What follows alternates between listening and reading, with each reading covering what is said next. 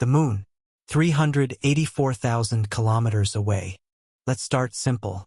The moon is the closest thing to us in space. If you drove a car at 100 kilometers per hour without stopping, without sleeping, straight up into the sky, you would reach the moon in about 160 days. That sounds long, but your brain can still picture it. 5 months of driving. Okay, fine. But here is where your brain breaks. Light travels at 300,000 kilometers every single second. And even at that impossible speed, light still takes 1.25 seconds to reach the moon. When the Apollo astronauts spoke to mission control on Earth, there was always a 2.5-second delay. That small, awkward pause was not a technical problem. That was the sound of physics. Take every other planet in our solar system. Jupiter, Saturn, Uranus, Neptune, Mars, Venus, Mercury. All 7 of them. Every single one of them would fit inside the empty gap between Earth and the moon, and there would still be space left over. The moon is not just a satellite. It is the last familiar thing. Because the moment you go past it, the numbers stop making sense. The Sunday 149 million kilometers away. The sun is 400 times farther from us than the moon. Light, the fastest thing in the universe, takes 8 minutes and 20 seconds to cross that distance. If the sun disappeared right now at this exact second, you would not know. You would still see it shining. You would still feel warm. We are always watching a version of the sun that is 8 minutes old. We are always living slightly in the past. The fastest spacecraft humanity has ever built, the Parker Solar Probe, moves at nearly 700,000 kilometers per hour. That is so fast that it would circle the entire Earth in less than 4 minutes. And even at that speed, it would still take 9 full days to reach the sun. Everything you have ever seen, every ocean, every mountain, every city, every person, is just a tiny speck of dust orbiting a massive nuclear fire from a very careful distance. The edge of our solar system, 100,000 times the Earth-Sun distance. Most people think the solar system ends at Pluto. It does not. Pluto is barely the front yard. The true edge of our solar system is a place called the Oort cloud. It is a giant shell of ice and rock that surrounds everything, like a bubble around a soap drop. It begins roughly 2,000 times farther than the sun and stretches all the way to 100,000 times that distance. That is more than 1.5 light years. Voyager 1 is the farthest spacecraft we have ever built. It has been flying continuously for nearly 50 years. And it has not even reached the beginning of the Oort cloud yet. It will take another 300 years just to enter it, and 30,000 more years to come out the other side. Here is the strangest part. We have never actually seen the Oort cloud. Not once. Here is the strangest part. We have never actually seen the Oort cloud. Not once. We only know it exists because of the math. The outer boundary of our own home is invisible to us. We live inside something we have never seen. Voyager 1, the loneliest object ever made. 25 billion kilometers away. Voyager 1 is not just far. It is the most distant human-made object in existence. It was launched in 1977. It was designed to last 5 years. It is now 47 years old and still sending signals back to Earth. By 2026, even that signal will take a full 24 hours to reach us. 1 entire day just for a greeting to arrive.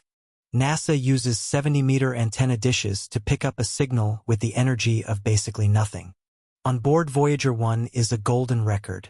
A disc containing ocean sounds, thunder, music from dozens of cultures, and greetings in 55 different languages. It is humanity's message to the universe. But that bottle is drifting into a void at 17 kilometers per second and will never come back. At its current speed, it would take 73,000 years to reach even our nearest neighboring star. It is just going into permanent darkness, forever. Proxima Centauri, our nearest star, 4.24 light years away. Look at the night sky. Find the faintest point of light. That is roughly how visible Proxima Centauri is, our closest stellar neighbor, and it is 40 trillion kilometers away. Light, moving at 300,000 kilometers per second, needs more than 4 full years to cross that gap. When you look at Proxima through a telescope, you are not seeing it as it is right now. You are seeing it as it was in 2021. The star you are looking at might have already changed. You would not know for 4 years. In 2016, scientists discovered a planet orbiting Proxima called Proxima b. It sits in the habitable zone, where liquid water could exist. For a moment, people allowed themselves to dream of a second Earth. Then the reality hit. Proxima Centauri is not a gentle, quiet star like our Sun. It is a violent red dwarf that fires off massive radiation bursts constantly. In 2019, it released a flare that made it 14,000 times brighter in just a few seconds. If you stood on Proxima b during that flare, the radiation would strip the air away from the planet and burn anything alive in moments. And even if it were safe at the speed of Voyager 1, getting there would take 73,000 years. Even with the most ambitious space project ever proposed, firing tiny spacecraft at 20% the speed of light using powerful lasers, the journey would still take 20 years. And then you would wait another 4 years just to receive the signal confirming the craft arrived. Our nearest neighbor, and it might as well be unreachable. The Milky Way, 87,000 light-years across. You have seen pictures of the Milky Way, that beautiful, glowing spiral galaxy. Here is something important. Every single one of those pictures is a simulation or a photo of a different galaxy. You have never actually seen the Milky Way. You are inside it, surrounded by gas and dust, like trying to draw a map of a city while sitting in a room with no windows. The Milky Way contains between 200 and 400 billion stars. The uncertainty alone, the gap between 200 billion and 400 billion, contains more stars than most other galaxies hold in total. And our Sun is just one of them, sitting quietly in a minor arm called the Orion Arm, about 26,000 light-years from the center. Our solar system orbits the center of the galaxy at 800,000 kilometers per hour. But because the galaxy is so enormous, one full orbit takes 225 million years. The last time we were in the same position we are in right now, dinosaurs had just gone extinct. At the center of the galaxy sits a supermassive black hole called Sagittarius A. It is 4 million times the mass of our Sun. A few million years ago, it erupted with such force that it created 2 massive energy bubbles, each 25,000 light-years tall, that are still visible today. We are far enough away that life was able to begin. A little closer, and it never would have. The observable universe, 46.5 billion light-years across. The universe is 13.8 billion years old. So how can it be 46.5 billion light-years wide? Because space itself is expanding. While light was traveling toward us, the ground beneath it was stretching. The universe grew faster than the light could run. The farthest light we can detect, captured by the James Webb Space Telescope, began its journey when the universe was only 2% of its current age. What we see is not reality. It is a photograph of the very deep past. But here is the part that truly cannot be processed. There is a boundary called the cosmic event horizon. It sits about 16 billion light-years away. Anything beyond that point, if it released a flash of light right now at this exact second, that light would never reach us. Not in a million years. Not in a trillion. Never.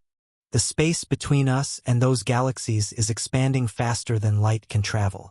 They are already gone from our future, even though they still exist. In about 2 trillion years, every galaxy outside our local group will have crossed that horizon. A civilization born then would look up at the sky and see nothing. No other galaxies. No cosmic microwave background. No evidence of a Big Bang.